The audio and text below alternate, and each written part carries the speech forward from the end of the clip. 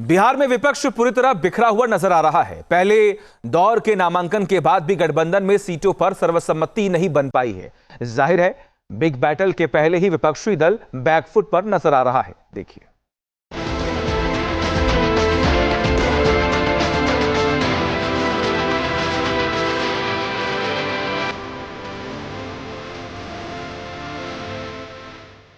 India गठबंधन जिंदाबाद, India गठबंधन जिंदाबाद।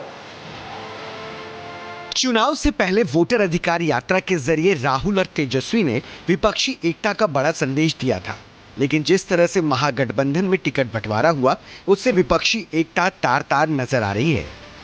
फ्रेंडली फाइट में फंस गया है विपक्ष। कहीं आरजेडी कांग्रेस की टक्कर है, कहीं लेफ्ट और कांग्रेस की लड़ाई है, तो कहीं वीआईपी के कैंडिडेट आरजेडी के सामने है।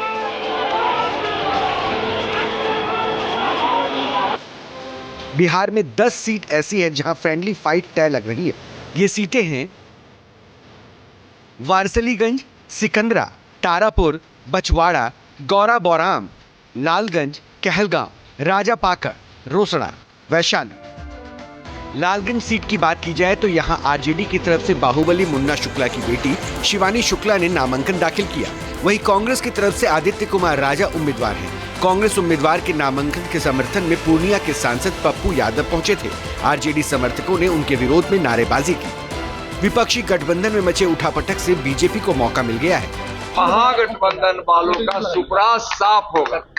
अब अपनी हार पराजय देखकर महागठबंधन वाले इतने घबराए हुए हैं कि वह तय ही नहीं कर पा रहे हैं कि कौन सा प्रत्याशी एनडीए प्रत्याशी के खिलाफ लड़ाया जाए, और इस तरह से भी वहां घमासान बचा हुआ है कि बहुत सारे प्रत्याशी तो यह मान रहे हैं महागठबंधन के कि हमको महागठबंधन के कोई भी दल टिकट दे भी दिया तो हार निश्चित है।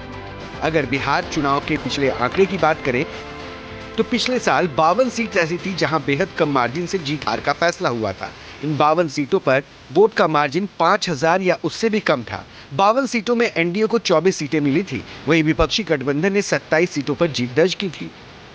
इस बार फिर बिहार में कांटे की टक्कर की बात कही जा रही है, लेकिन इस टक्कर में विपक्ष बिखरा बिखरा नजर आ रहा है। यही वजह है कि बीजेपी की तरफ से विपक्षी गठबंधन पर वार किया जा रहा है। फिर एक बार एनडीए सरकार बनने जा रही है। महागठबंधन के अंदर जो दल हैं उनका भी कोई राजनीतिक भविष्य नहीं है। श्री राहुल गांधी जी विदेश घूम रहे हैं, देश घूम रहे हैं, लेकिन बिहार नहीं आ रहे हैं।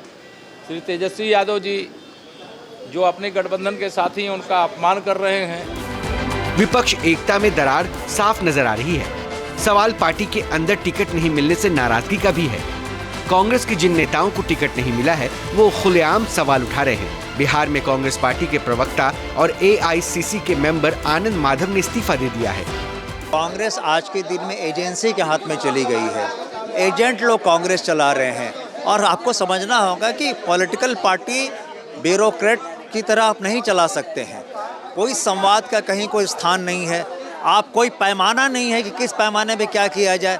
आप ये समझिए ना कि क्या व्यवस्था, आप 6 महीने से समीक्षा कर रहे थे, बैठकें कर रहे थे, अभी तक तय नहीं कि कौन कितने सीटों पे लड़ेगा। इससे ज़्यादा हास्यास्पद कि इतनी बुरी स्थिति पार्टी की पहले कभी नहीं हुई थी। बिहार के इलेक्शन बैटलफील्ड में टक्कर जोरदार है। बीजेपी और जेडीयू की अगुवाई वाले मजबूत एनडीए गठबंधन को चुनौती देने के लिए विपक्षी एकता जरूरी है, लेकिन विपक्ष इसमें अब तक असफल साबित हुआ है। Team news nation. जहाँ भक्ति है हर शब्द में, कथाओं में छुपे हैं दिव्य रहस्य, और ज्योतिष देता है जीवन को दिशा। धर्म से जुड़ी हर बातों को जानने के लिए हमारे चैनल स्तुति को सब्सक्राइब करें। चैनल पर जाने के लिए इस लिंक पर क्लिक करें।